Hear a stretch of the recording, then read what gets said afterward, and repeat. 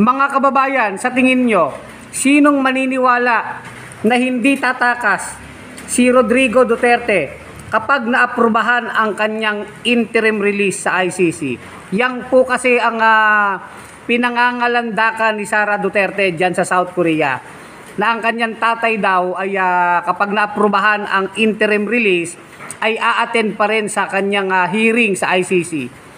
Ikwento nyo na lang yan sa pagong, Sara Duterte, sapagkat kayo ay kilalang mga sinungaling na mga tao. Mula sa kapatid mo hanggang sa tatay mo, kayo ay mga talawan ng mga sinungaling. So hindi kayo pwedeng pagkatiwalaan. Pangalawa, napakabigat ng kaso ng tatay mo. At pangatlo, hindi nyo namang kinikilala ang jurisdiksyon ng ICC.